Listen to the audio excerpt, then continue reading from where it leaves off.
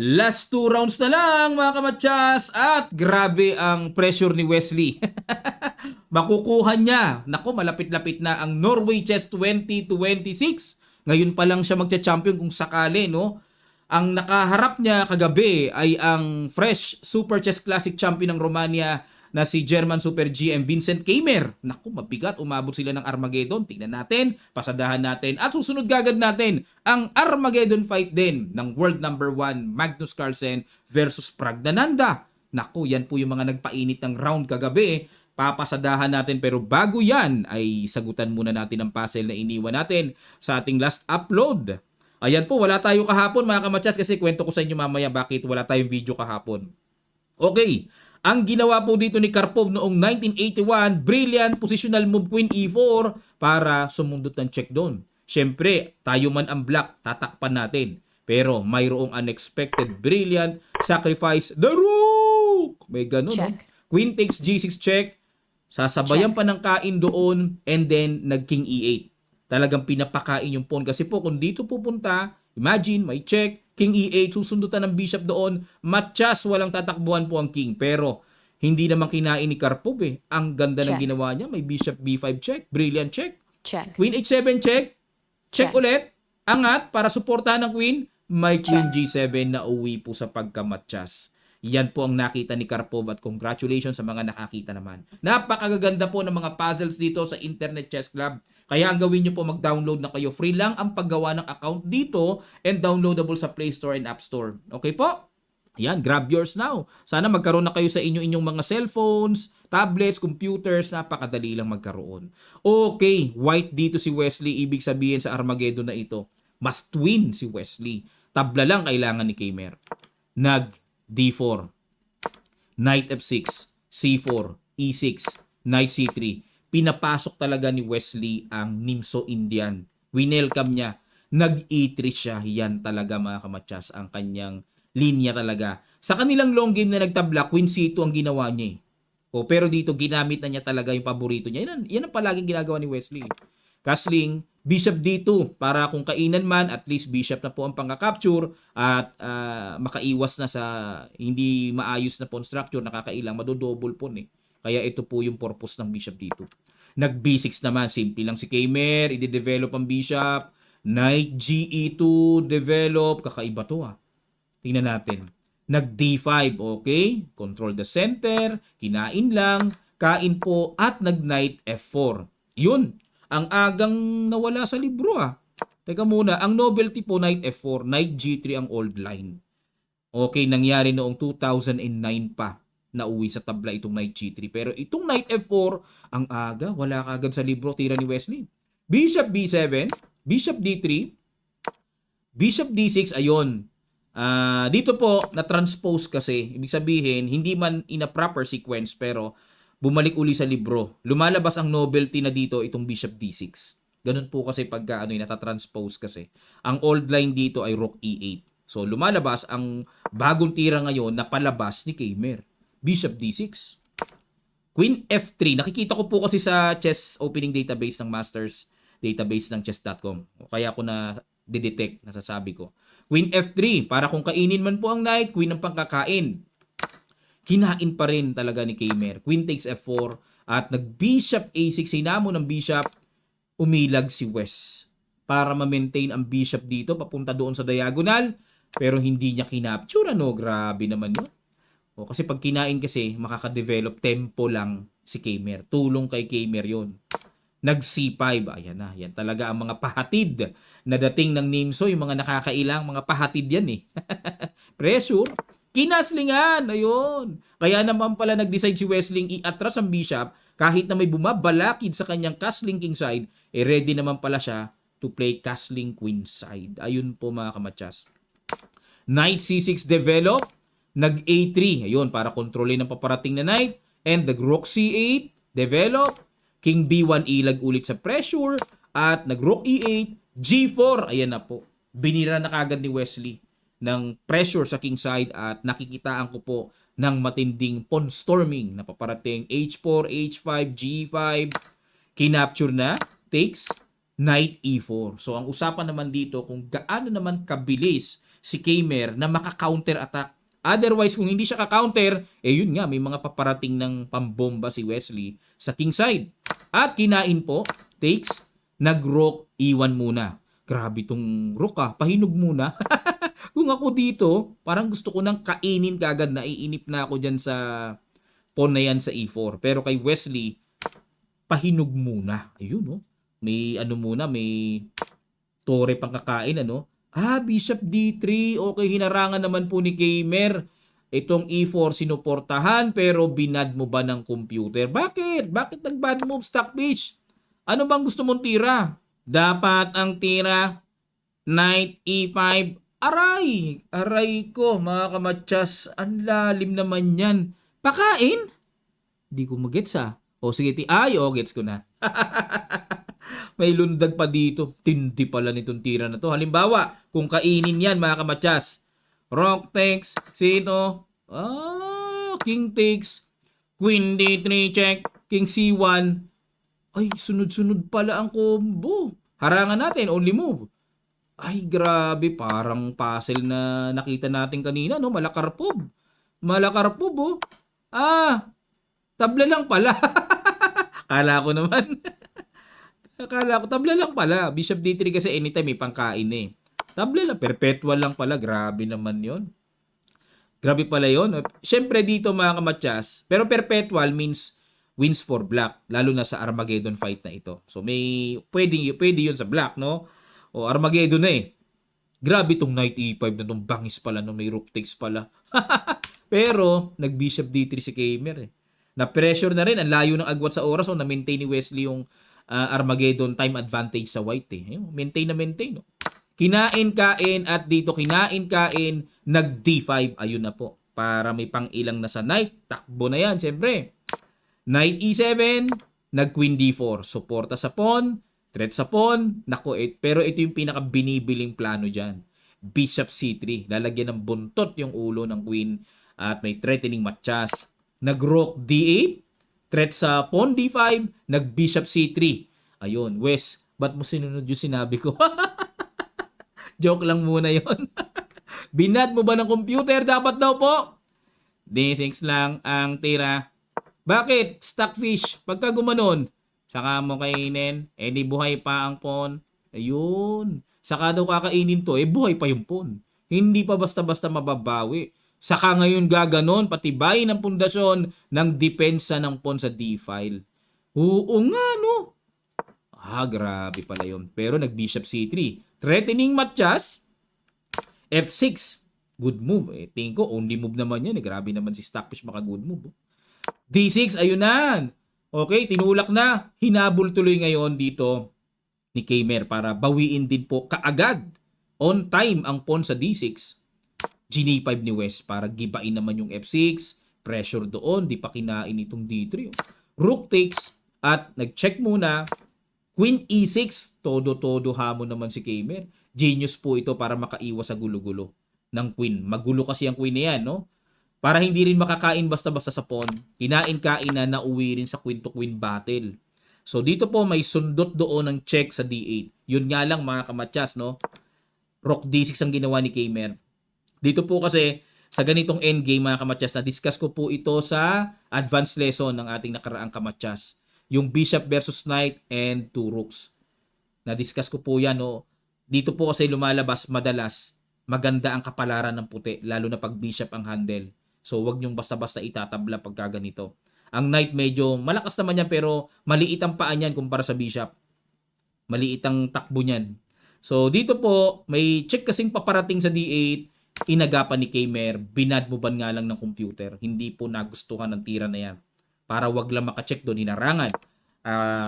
Exchange, no? Dito po, ang tamang tira daw ay knight to D6. Kahit papaano, mapanatiling may touring involved. Wag yung bishop versus knight. Ayan na nga po. Oh.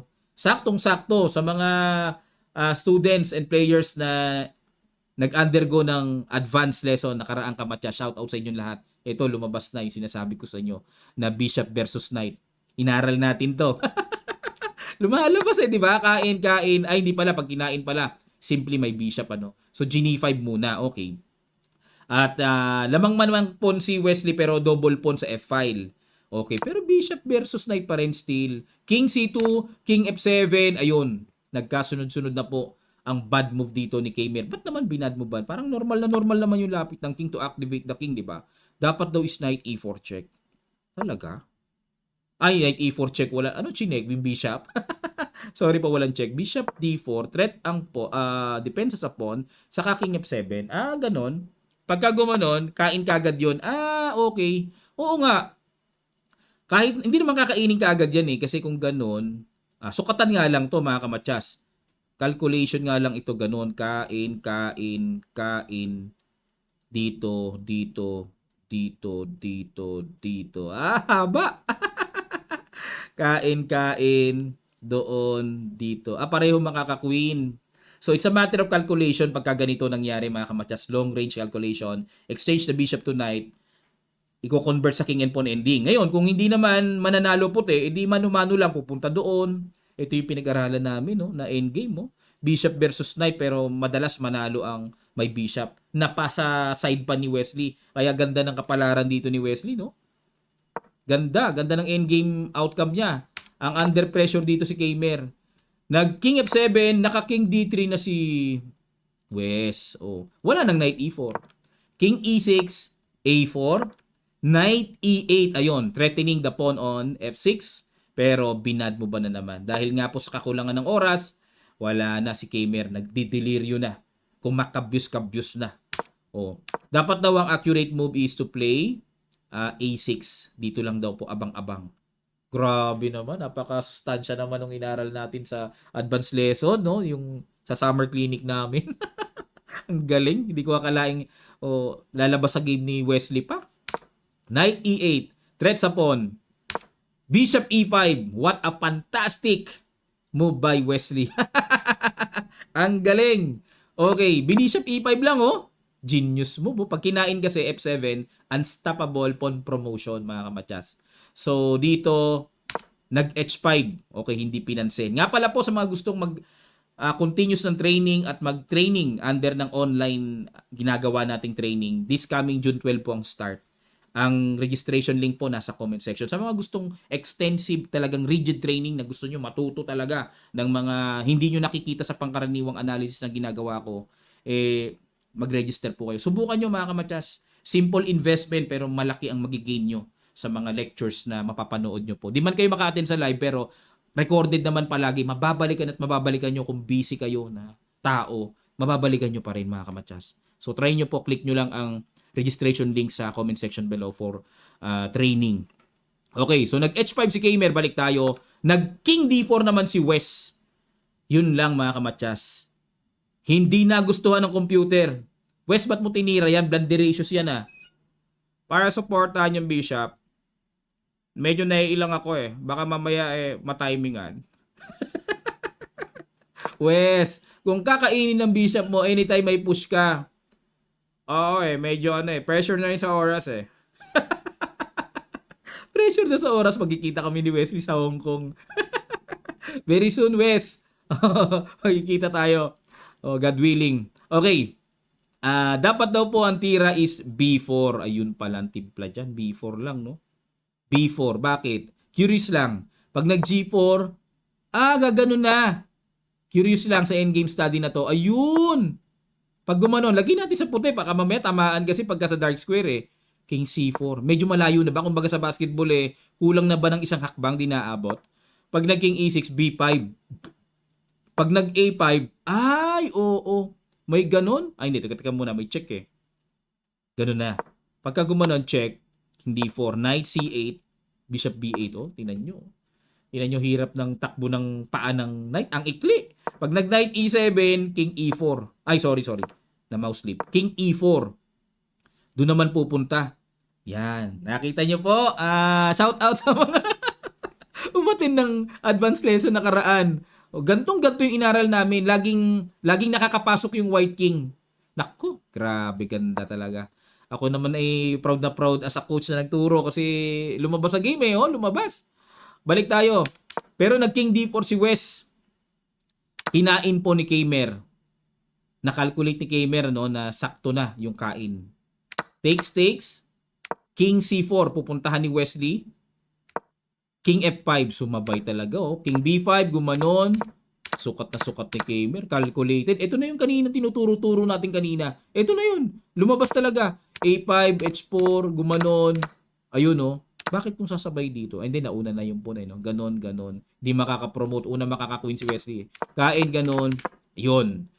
Buti na lang, yung king dito ni Wesley nandyan. Kasi kung yan po ay wala, may check, kain, talo si Kamer kagad kasi may extra pass pawn si Wesley. Nakabara yung king sa diagonal. Walang force queen to queen, ano? So, nag B4. Eto naman, ako, inaral namin to sa advance. Ang bihira talaga. Lumalabas talaga, no? Pinag-aralan namin sa advance ito, mga kamadyas. Ito naman, yung ipopromote ito. Na-discuss namin ito, kung matatandaan nyo po.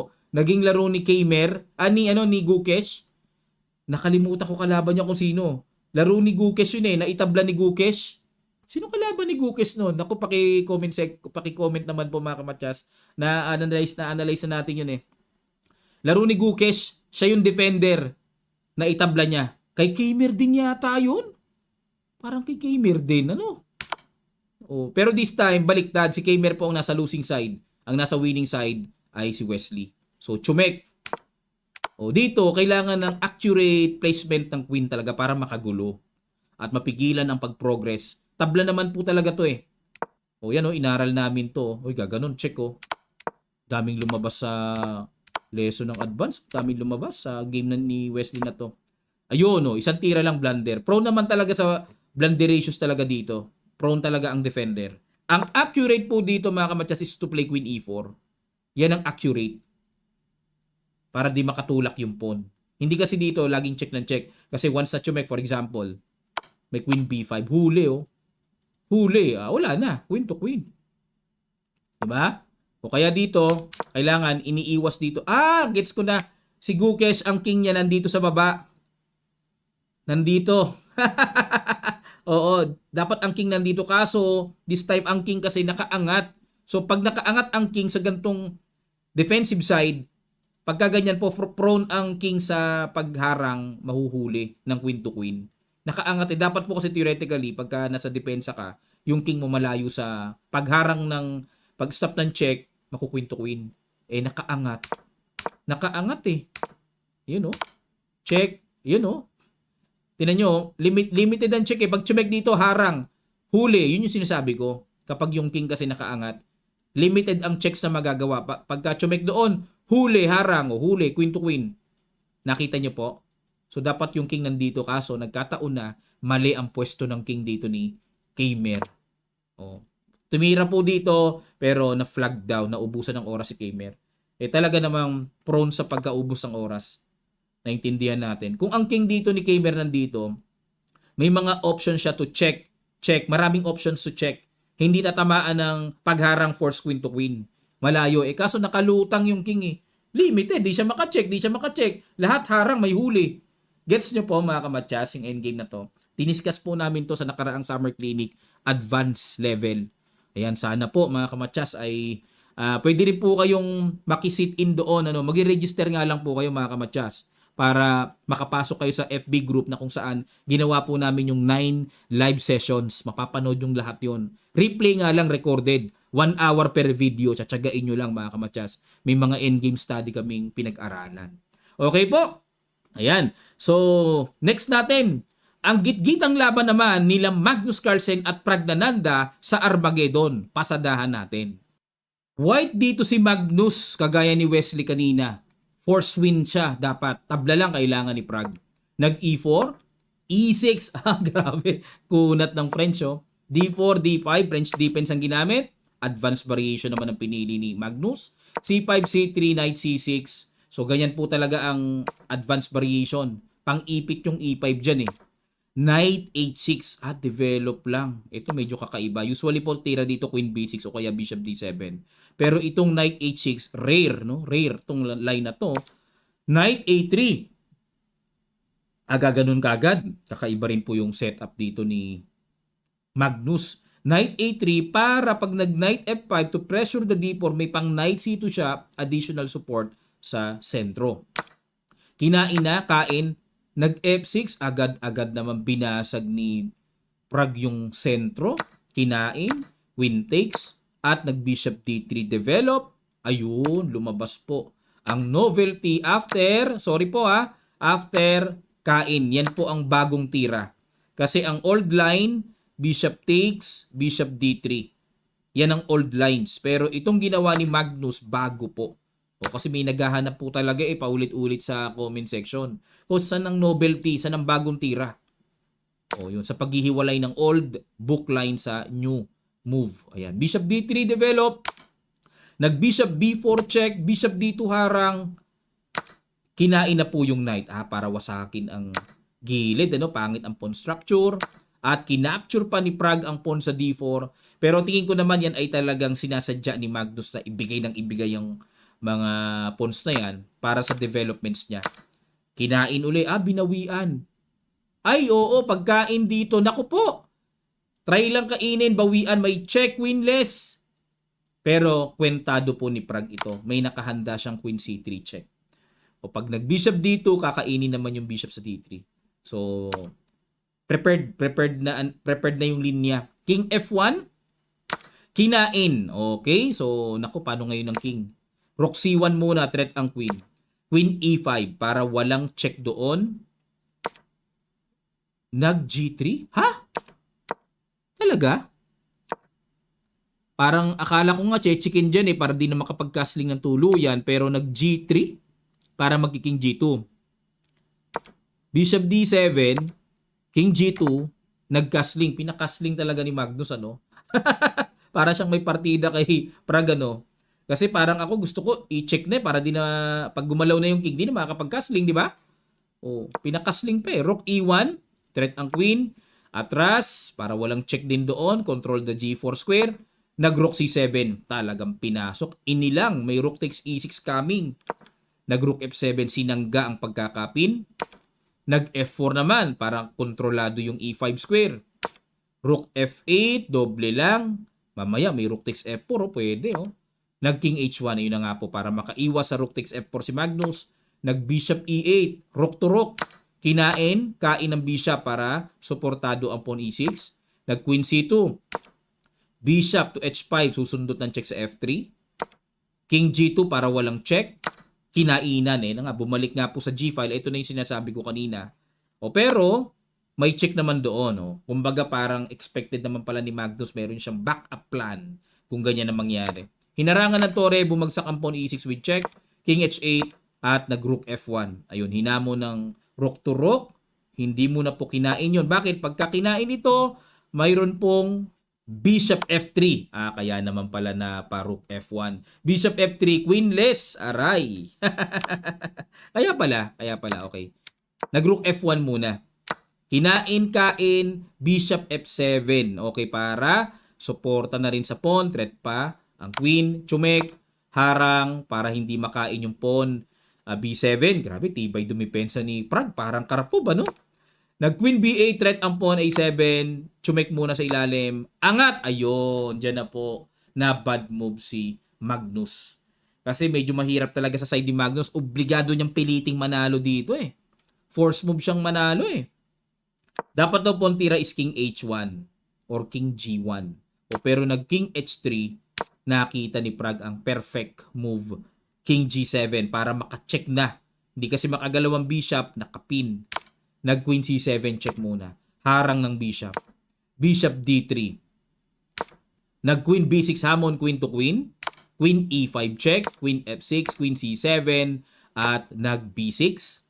Okay, kasi para iwas, Nag-a4. Bakit? Kasi may check dito pagka kinain ito. O gumanon muna, a4 muna. Binitin muna ni Magnus ang pawn a7. Nag-h5 muna. Naku, mga paparating na mag-h4 yan. Pang-atake, pang-bukas ng king. Nag-a5, gulo. Check. King g2. Nag-queen e3. Atake muna sa bishop. Kinain na po yung pawn b6. Nakipagsabayan na talaga si Magnus para may b7, b8 siya. Kinain lang ni Prague para walang gulo-gulo. At nag-bishop c2. h6. Para walang kain doon kasi pwede kasing kumain, Pagka kinain, may bitin sa bishop. In H4 lang dito ni Magnus, nilak lang. So, equal na equal ang evaluation. B5. Yun nga lang, talagang hindi pwedeng tabla. Matatalo siya sa Armageddon. Kaya pipilitin ni Magnus ito. Queen E4, King F2, B4. Grabe, lahat ng pawns po suportado. Anong gagawin ni Magnus Pilit dito? Ang hirap. Queen D6. Walang threat pa rin eh. Check pa rin. Check. Ayun, check. Ang daming check o check. Ayun, wala na. Pinilit na talaga ni Magnus. Nagwala na talaga. Pag King F4, blunderacious. Ano bang tira dapat stockfish? King ito lang. Mahirap nga lang makita. Kailangan i-calculate mabuti. Yun ang sabi. O pero King F4 eh. Natira ng Queen D4 check, King F3, Queen D3 check, King F2, Queen D2 check. At dito po mga kamatsas ay talo, nag-resign si world number 1, natalo pa. Kasi po kung dito pupunta Mati Bishop, matchas eh. Aray ko, pag dito naman pupunta, wala pa rin. May check pa rin po yan. King G1, Queen E1 check, sunod-sunod ang, wala na, sunod-sunod na. O, saan man pumunta? O, dito na lang, matchas para may G4 pa kasi pag ano eh. Dito, matchas. Natalo pa si Magnus bigla sa Armageddon fight. Congratulations kay Prague. Dahil po dyan mga kamatsas, ito po ang kanilang standing. Alisin ko muna yung mga pictures. Leading si Wesley, 14 points. Pero nakadikit pa rin po si Alireza. Hindi pa natin masasabing pulling away na si Wesley para mag-champion. O leading si Wesley pa rin. Sino ba nabanggit ko kanina? Si Magnus? Sorry po ah. Ano ba yan? Parang gumulo sa akin. Ang nabanggit mo si Magnus. Si Wesley pa rin po ang leading with 14 points. And then Ferruccia 13 points. Prague 12 points. Dikit-dikit pa yan. Dikit-dikit. May nagbabadya pa rin 3 points eh. Yun ang titignan mo dyan na agwat eh. Kung ikaw eh, 4 points na lamang mo, masasabing 1 game ahead ka. Kasi manalo man na sumusunod sa'yo na 3 points, okay lang. Pero pagka ganyan dikit-dikit, 14, 13, 12, 10, ay, nako, dikit-dikit. Si Magnus po, naging panglima. Wala. Hirap si Magnus makabawi talaga dito sa Norway na ito. Makikita ko si Magnus sa Hong Kong. Si Wesley din. Magka-teammate sila eh. WR Chess Team ang kanilang team na pangalan. At ang sponsor po, ang nag-sponsor nitong katatapos lang na ginanap po sa Manila, sa Grand Hyatt Hotel. No, na, anong tawag doon? Bag House. Oo, pinapasikat ni Wadim Rosenstein. Grabe palang ka-billionaire pala yun mga kamatsas. Siya din po ang team manager ng team nila Magnus as WR team. Grabe pala ang pera, no? Billionaire. Kaya marami siyang mga elite tournaments siyang sponsor, di ba? O ngayon naman, nako, team naman nila Wesley ang sinuportahan. Gusto ko na makita si Wes at makausap ko na. Oh, very soon ha, bibidyoan natin yan mga kamatsas. Pagkukwentuhan kami ni Wesley. Ayoko ng English. Gusto ko magtagalog siya. Wes, see you soon. Old time friend kasi taga Cavite. Magkakilala po kami niyan. Okay, maraming salamat po mga kamatsas sa update na ito. Again, sa mga gusto pong mag-rigid and extensive training online, paturuan nyo na yung mga anak nyo. Simple investment pero malaki ang gain. Kagaya ko po nung bata ako, nag-invest talaga ang magulang ko sa akin. Pero tingnan nyo naman, awa at tulong ng Panginoon, nag-gain naman tayo. Naabot natin ang International Master. So, sana po, isi-share ko doon ang aking buong knowledge, mapapashortcut ang inyong mga kaalaman sa pamamagitan ng inyo pong pag-enroll sa ating darating na continuous training ng Kamatsas starting June 12. Sa iba pang detalye on how to join, click nyo lang po ang link na makikita nyo sa comment section below. Nakapin lang po yon mga Kamatsas, para yun sa inyo mga Kamatsas. At supportan nyo na rin sa akin, sa channel natin, ang inyong magiging participation doon. Maraming salamat po at magkita-kita pa tayo sa mga susunod pa nating chess updates. God willing.